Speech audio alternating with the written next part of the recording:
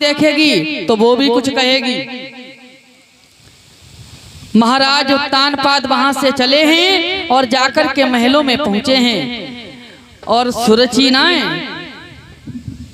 आंखें मिल मिलाए के उठी, कुंडी खोली, देखो द्वार पे महाराज, और जाए के बोली का मालूम, हाँ कहाँ रहे रात भरी, कहाँ रहे, आंखें देखो कैसी तुम्हारी हुई गई, कहाँ रहे, हमें मालूम तुम कहाँ रहे। और बोली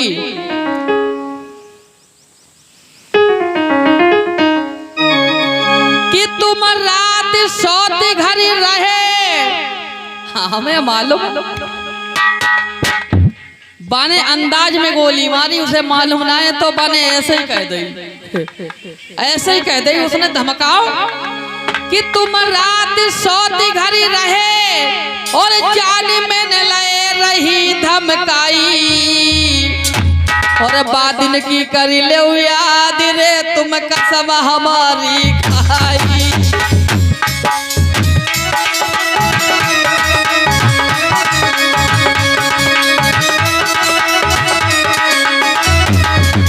बोली तुम रात सोती घरी रहे, जान में ले रही धमकाई, रही धमकाई, रही धमकाई, तुम बादिन की करी लो याद रे तुम कसम हमारी खाई।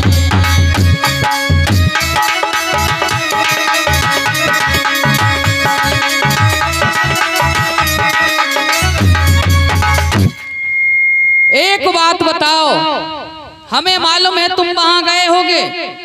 अब उत्तानपाद सोचने लगा अगर हम इनसे झुक गए, घबराएंगे तो हमारे सर के ऊपर और जो सवार हो जाइए। सोई तलवार उठाई, क्या कह रही है, हम वहां रहे, तूने उसे कहीं का नहीं छोड़ा, ए ले तलवार और जाकर के उसका वध कर दे, उसकी गर्दन काट दे, हम तुझसे कुछ नहीं कहेंगे। बार बार उसी की बात, उसी की बात, तेरे को समझ में नहीं आता है। सोई शांत हो गई, खामोश हो गई, नीचे आए गई, अरे कोई बात ना, हम तो ऐसे ही पूछ ही रहे थे, चलो। हाँ, तो बाद में महाराज उत्तानपाद उनसे भी मिले हैं। धीरे धीरे कुछ समय बीता, जो रात में सुनीति से मिले थे और बाद में सुरुचि से भी मिले, धीरे धीरे कुछ समय बीतने के बाद जब 9 महीना बीते और दोनों रानियों के प्रसव का टाइम आया, उधर बड़ी रानी जो खेतों में रहती थी उसके एक पुत्र का जन्म हुआ, इधर छोटी रानी के महल में एक पुत्र का जन्म हुआ। महाराज उत्तानपाद बड़े खुश हैं, बड़े प्रसन्न हैं, बधाई बजवाने लगे, आनंद में झूम रहे हैं। क्यों? 2 पुत्र पैदा हुए, 2, कहां एक पुत्र के लिए परेशान थे, 2 पुत्र हुए, कारण एक ये बन गया। समझ में ये नहीं आता है, अंतर हो गया कुछ। महलों में दास दासियां, गांव के सभी लोग आ रहे हैं, जो भी लूटते हैं धनमाल ले जाते हैं, लेकिन वहां खेतों पर कोई नहीं जा रहा है। समय का खेल देखिए, वो भी रानी है और ये भी रानी है, वो भी राजकुमार है, ये भी राजकुमार है। अंतर कितना हो गया, अंतर ही नहीं बल्कि शाखाएं एक ही वृक्ष की हैं। परीक्षित महाराज, शाखाएं तो एक ही वृक्ष की हैं, लेकिन अंतर हो गया। एक विद्वान तो ये कहता है कि एक वृक्ष की 2 डाली, अरे एक वृक्ष की 2 डाली, पर किस्मत जुदा जुदा है। और एक डाली जाए हवन में, एक से जल रही चिता है।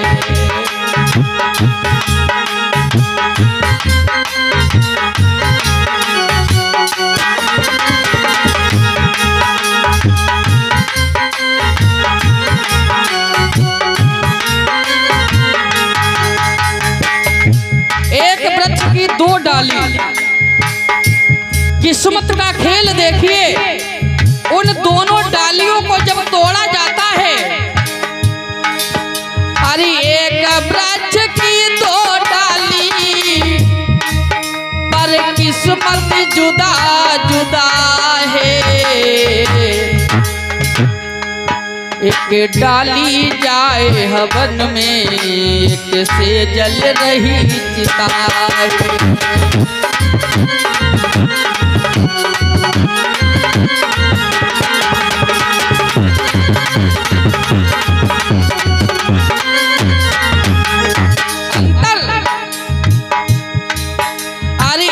पत्थर के दो टुकड़े, पत्थर को भी देखा होगा, पत्थर तो एक ही होता है, लेकिन अरे एक पत्थर के दो टुकड़े पर किस्मत जुदा जुदा है। एक बन शंकर जी पूजते, एक बन शंकर जी पूजते, एक सीढ़ी में लगा है।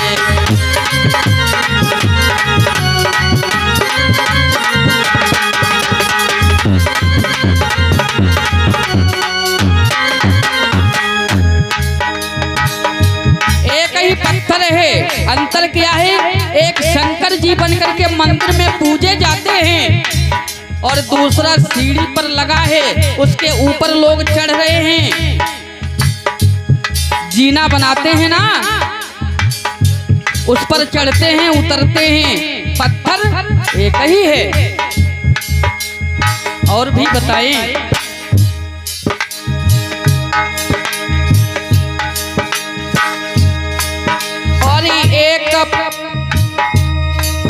और एक डाली में दो फूले, एक डाली में दो पुष्प पर किस्मत जुदा जुदा है। एक मंदिर में चढ़ी जाए, एक अर्थी पे चढ़ा है।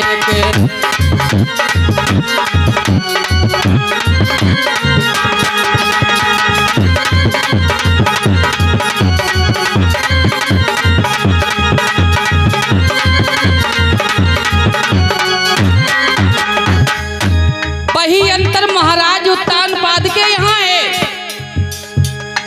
एक ही महाराज उत्तानपाद हैं, कोई दूसरे भी हैं, और उनके दो पुत्र। अंतर अरे एक राजा के दो बेटा, अरे एक राजा के दो बेटे पर किस्मत जुदा जुदा है। के पालना में झूले, एक पालना में झूले, एक पत्तों पे बड़ा है।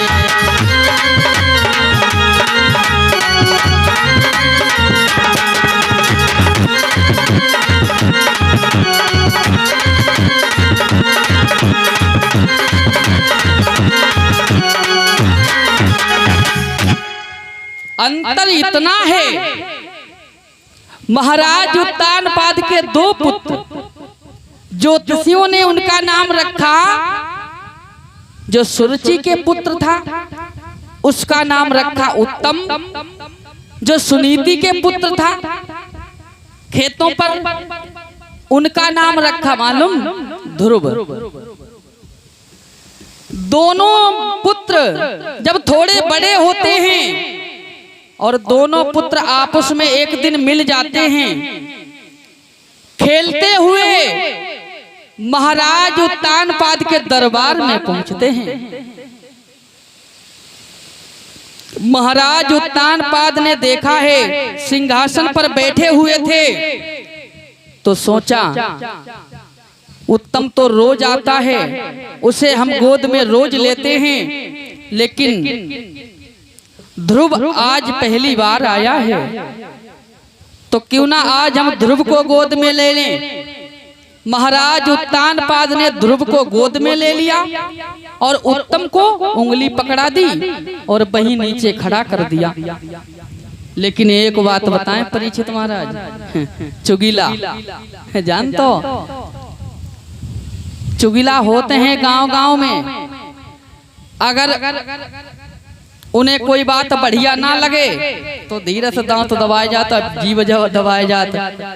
हाँ, चुगला चूकती है नहीं, गाय कहो चाहे रोए, घर घर फूट कराई दे, करे एक के दोए। उसे चैन नहीं पड़ता है। उसी दरबार में एक चुगला था, जाकर के महलों में सूरज जी के पास में पहुंच गया और कहने लगा तुम यहाँ हो, महाराज की अकल मारी गई है। अरे बात क्या है? अरे महाराज ने तुम्हारे पुत्र उत्तम को उंगली पकड़ा के राज सिंहासन के नीचे खड़ा किया है और ध्रुव को एक दासी से भी गिरी हुई दासी उसके पुत्र को सिंहासन पर बैठाला है गोद में। अब देखो श्रेष्ठाचार सुरुचि में कोई भी स्त्री महलों को छोड़ करके दरबार में इतनी जल्दी नहीं जाएगी। और सुरुचि वहां से भागी और जाकर के दरबार में पहुंच गई। ध्रुव को गोद में बैठा देखा और उतारा, हाथ पकड़ा, नीचे पटक दिया, तार से तमाचा दिया। कमीन, तुझे ये नहीं मालूम तू इस सिंहासन पर बैठने के लायक है? मेरी बात सुन। अरे पूर्व जन्म में ओ पापी ने, अरे पूर्व जन्म में ओ पापी तूने थोड़ा सा भजन किया होता, तो उत्तम के बदले तूने मेरी कोख से जन्म लिया होता।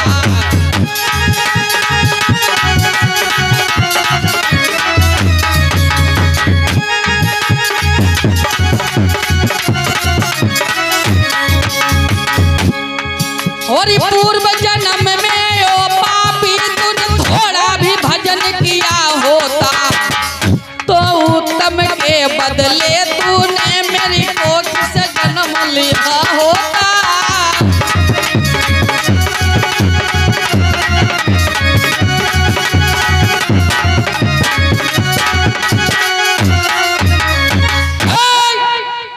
अगर पूर्व जन्म में थोड़ा भी भगवान का भजन किया होता तो उत्तम के बदले तूने मेरी कोख से जन्म लिया होता, तब तो इस सिंहासन पर बैठने के लायक था। और महाराज से कही, महाराज क्या कर रहे हो? एक गधे को सर के ऊपर चढ़ा लिया। लेकिन महाराज उत्तानपाद नीचे सर कर गए, कुछ नहीं बोले। अब इधर ध्रुव रोता हुआ वहां से चला गया, कुछ नहीं बोला। जाकर के खेतों पर सुनीति के पास पहुंचा, मैया के पास में पहुंचा है। मैया ने रोते हुए देखा, बेटा तुम रो रहे हो? अरे क्या बात है, किसने मारा है तुम्हें? तो ध्रुव कहता है, मैया हरि रोई रोई कहे ध्रुव सुकुमार, और मैया मोए मौसी ने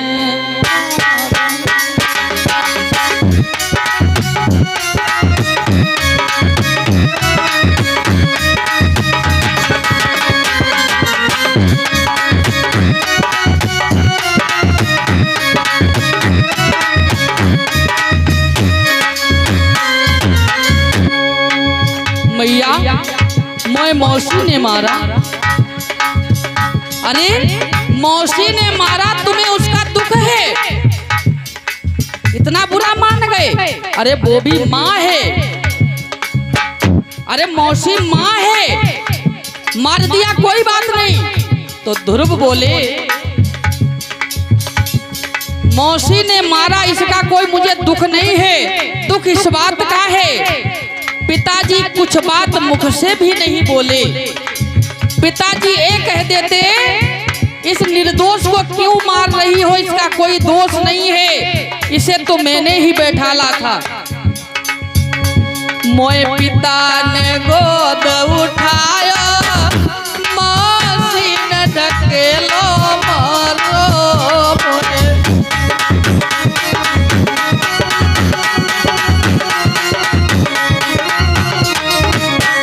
मोए पिता ने गोद उठायो, मौसी ने ढकेलो मारो। अब क्या मेरो दोष मेरी बात, मैया मोए मौसी ने मारा।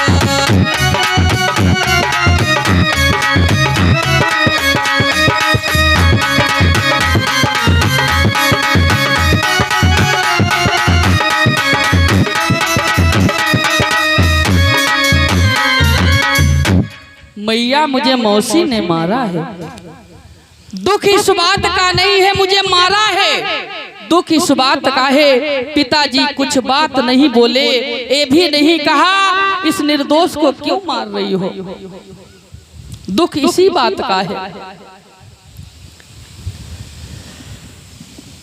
सुनीति मैया कहने लगी बेटा अगर वो तुम्हारे पिता होते तो तुम्हें जरूर बचाते और सुरुचि से कहते इसे क्यों मार रही हो। मैया अरे तुम तो कहती हो वो मेरे पिता है, शायद तुम्हें नहीं मालूम तुम्हारे पिता तो परम पिता परमात्मा हैं। वो कहाँ मिलेंगे मैया?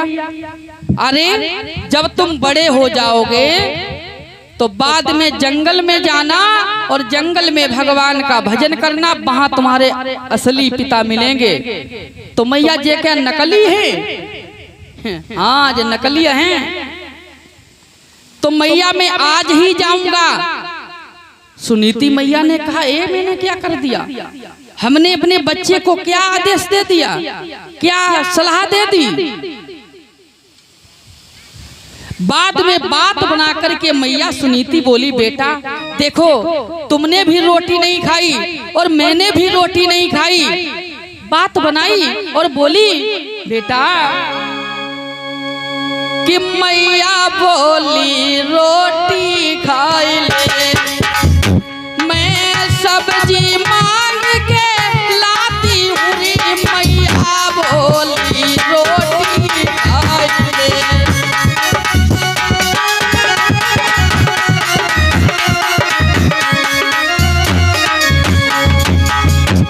मैया बोली रोटी खाई ले,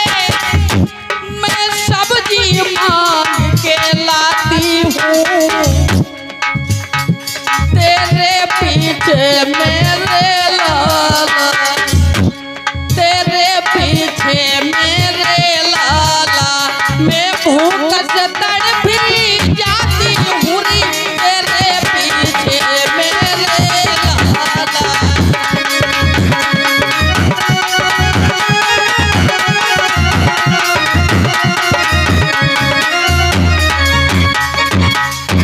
बेटा पहले रोटी खाओ बाद में विश्राम करो, बातें छोड़ो। मैया क्या कह रही हो? मंदिर में घुसाकर मुझे मोरी की तरफ खींच रही हो? पहले मंदिर में प्रवेश करवा दिया और बाद में कहती हो बाहर निकल आओ, भगवान के दर्शन भी न करें।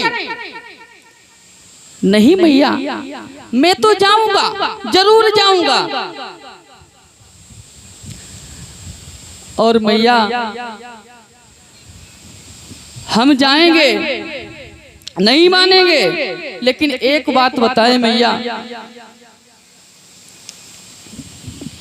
हम जा तो रहे हैं लेकिन साथ ही साथ में एक बात कह रहे हैं मैया, ध्रुव नहीं मान रहा है। मैया रोने लगी, बेटा मत जाओ, न जाओ, अभी तुम छोटे हो, बाद में बड़े हो जाना तब चले जाना। ध्रुव कहता है मैया, हरी जिंदा मैया रहिए री तो करिए फिर से फेरी।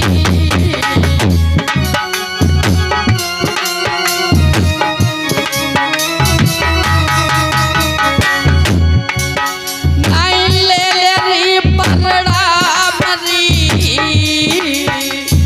हे मैया, अगर मैं जिंदा बना रहा तो लौट के दोबारा आऊंगा और तुम्हारी सेवा करूंगा, और मर गया तो ये समझ लेना तुम्हारे कोई संतान हुई ही नहीं मैया।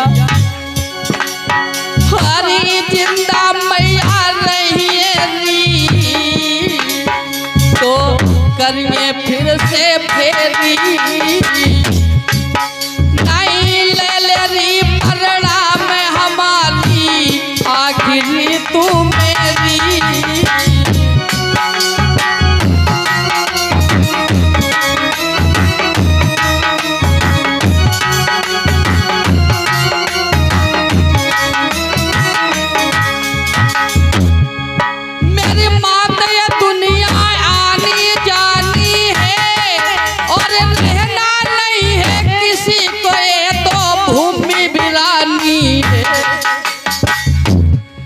मैया रोवती रह गई वहाँ की, बेटा घर से चलो गए।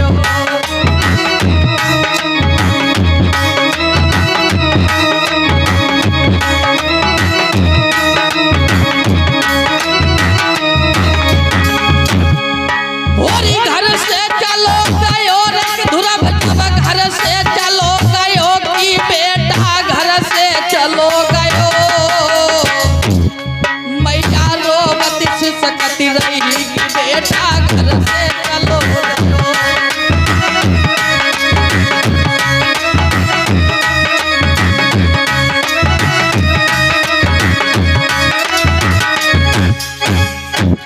मैया रोती रही, यही कहती रही बेटा मत जाओ। लेकिन ध्रुव पैर छुए, पैर छूने के बाद घर से निकल पड़े। उधर महाराज उत्तानपाद को एक खबर मिली कि ध्रुव जंगल में भगवान का भजन करने के लिए जा रहा है। तो महाराज उत्तानपाद ने ध्रुव के पास एक नौकर से खबर भिजवाई, कहा कि ध्रुव जंगल में ना जाए।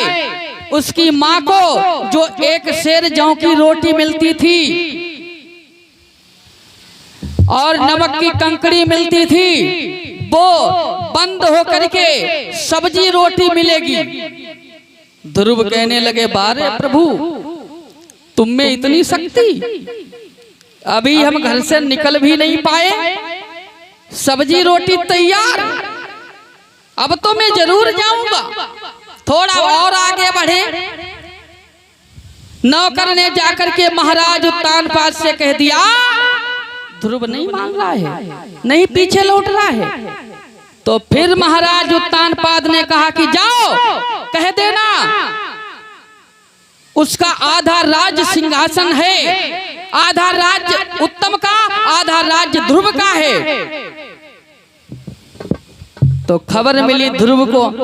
ध्रुव कहने लगा, बारे प्रभु तेरे में बड़ी शक्ति है, बस हम तेरा नाम ही लिया और हमें आधा राज्य मिलने लगा। गांव से थोड़ी दूर और ध्रुव आगे बढ़ा, नहीं माना। तो बाद में एक खबर पहुंचाई महाराज उत्तानपाद ने कि ध्रुव को पूरा राज्य दे दिया जाएगा। लेकिन ध्रुव ने जब खबर सुनी, ध्रुव नहीं माना। पूरा राज्य मिलने लगा। जब जाने के लिए मैं तैयार हुआ तो पूरा राज्य मिलने लगा। हम जाकर के वहां पहुंच जाएंगे तो भगवान मेरे लिए पता नहीं क्या कर देंगे। हमें कुछ भी नहीं चाहिए, जाओ मेरे पिताजी से कह देना, उन महाराज उत्तानपाद से कह देना हमें ये राज सिंहासन नहीं चाहिए। और ध्रुव धीरे धीरे आगे बढ़ता हुआ जंगल में चला। एक घना जंगल पड़ा, उसमें जैसे प्रवेश करने वाला था तो वहां पर अकस्मात देव ऋषि नारद बाबा आ जाते हैं। एक बात बताएं, नारद बाबा हमेशा सबके हित में पहुंच जाते हैं। नारायण नारायण गुणगान करते हुए पहुंच गए। दूर से आवाज लगाई, इस घने जंगल में कौन आगे बढ़ता हुआ जा रहा है? क्या तुम्हें मौत से डर नहीं लगता है? मेरी बात मान जाओ और पीछे लौट जाओ।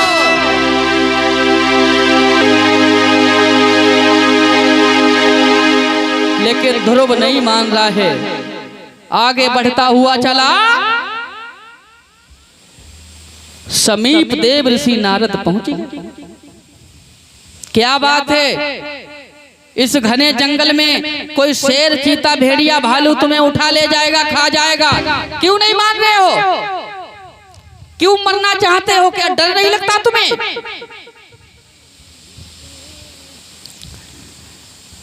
कहने लगे ध्रुव, बाबा जी हमें किसी बात का डर नहीं है।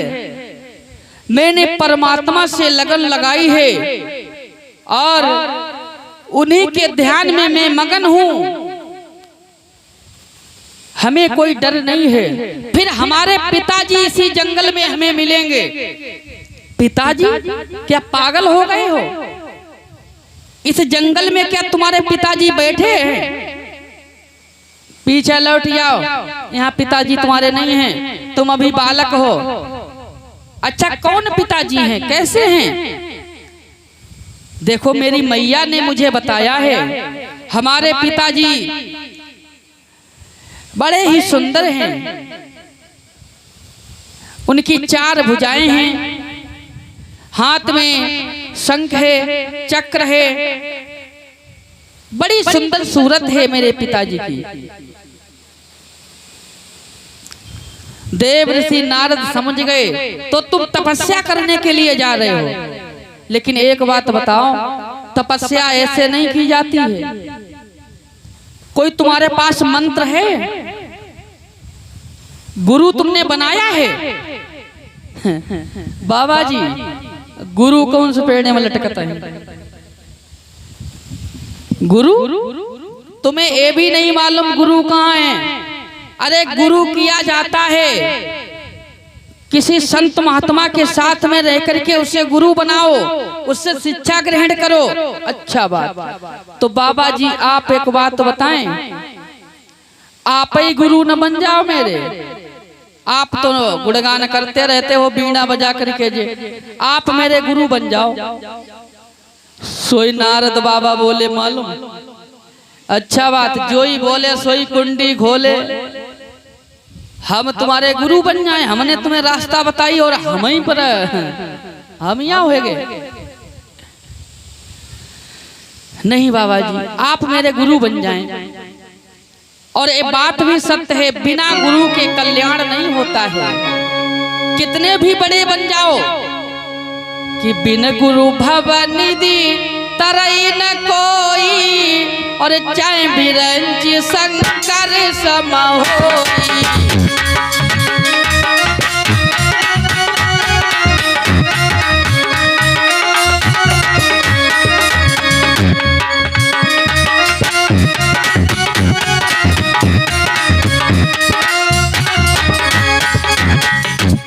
बिना गुरु के कल्याण नहीं होता है।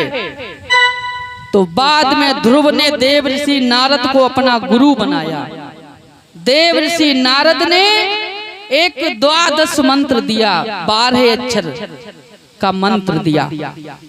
12 अक्षर, द्वादश मतलब 10 कहें तो 10 और 2 कहें तो द्वादश मंत्र का जाप करने के लिए ध्रुव को देवर्षि नारद ने बताया। कौन सा मंत्र? ओम नमो भगवते वासुदेवाय। इसमें 12 अक्षर आते हैं। अब ध्रुव यही मंत्र जपने लगे। देवर्षि नारद ने ध्रुव की एक यमुना के किनारे पर्णकुटी बनाई, बड़ी सुंदर पर्णकुटी बनाई और कहा कि यहाँ पर बैठ करके तुम जाप करो। ध्रुव जाप करने लगे। धीरे धीरे कुछ समय बीता, इंद्र का सिंहासन हिलने लगा। इंद्र गद्दी के चक्कर में इधर उधर भागने लगा। क्या करे, हमारा सिंहासन क्यों हिल रहा है? तब तक देवर्षि नारद बाबा पहुंच गए। हमारा चेला तपस्या कर रहा है। अच्छा। और इंद्र को ये डर हो गया कहीं मेरी पदवी ना चली जाए। पदवी के लिए आज भी सब लोग बड़े चक्कर खाए रे, भागत घूमत। पहले ऐसा था मालूम, आज वोट पड़ते हैं राजा बनने के लिए और पहले वोट नहीं पड़ते थे। पहले ऐसा था जो 100 यानी कि 100 अश्वमेध यज्ञ कर लेता था वही इंद्र बन जाता था।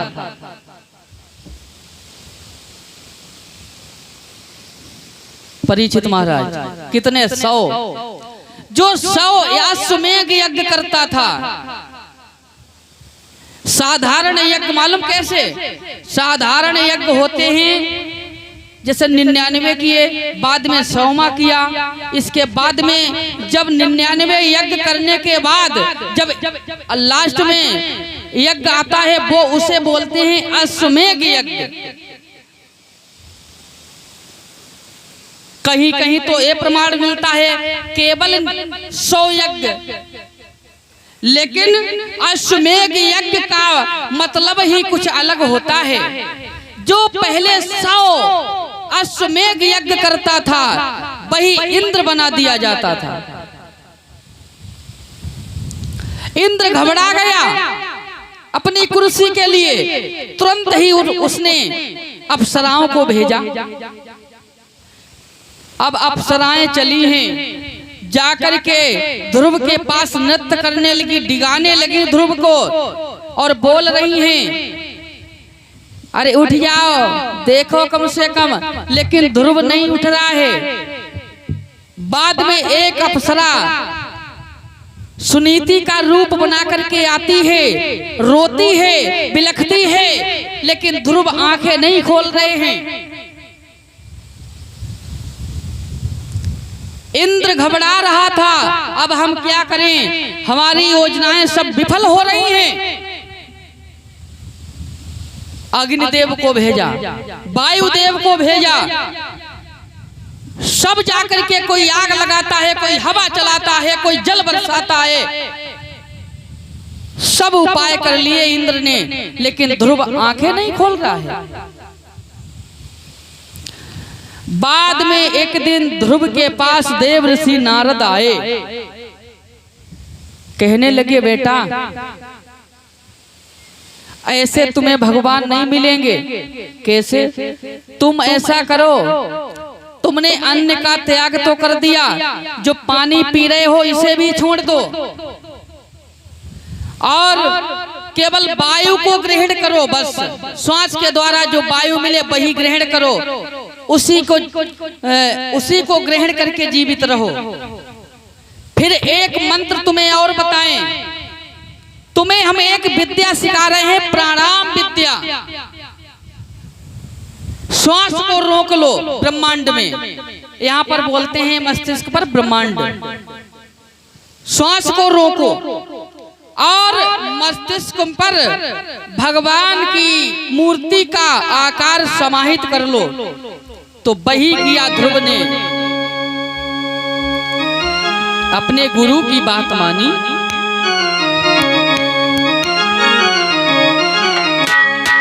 जब ध्रुव ने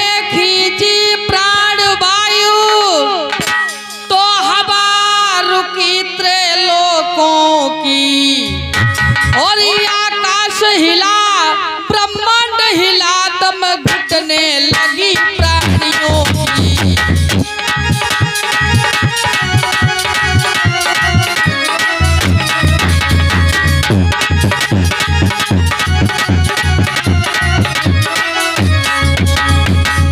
ध्रुव ने प्राण वायु को खींच लिया।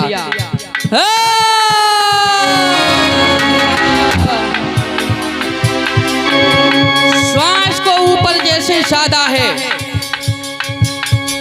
तो आकाश हिलने लगा, ब्रह्मांड भी हिलने लगा। पशु पक्षी जहां पर थे वहीं पर रुक गए, कोई इधर उधर हिल नहीं रहा है। जो ऐसे हाथ किए उसका हाथ ऐसे ही बना रहा, जो आगे पैर बढ़ाए उसका पैर वहीं पर रुक गया। सब स्थगित हो गई पृथ्वी। जब ध्रुव ने खींची प्राण वायु, तब हवा रुकी त्रैलोकों की। आकाश हिला, ब्रह्मांड हिला, दम घुटने लगी प्राणियों की।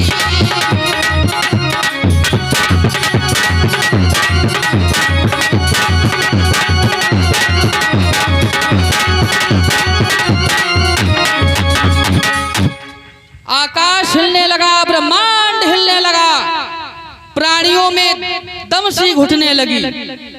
बाद में सभी देवता परेशान हो गए, त्राहि त्राहि त्राहिमाम करने लगे। जाकर के विष्णु भगवान के पास में पहुंच गए। प्रभु मेरी रक्षा करो, सृष्टि विनाश के कगार पर खड़ी है, सृष्टि का विनाश ही हो जाएगा, मेरी सहायता करो प्रभु।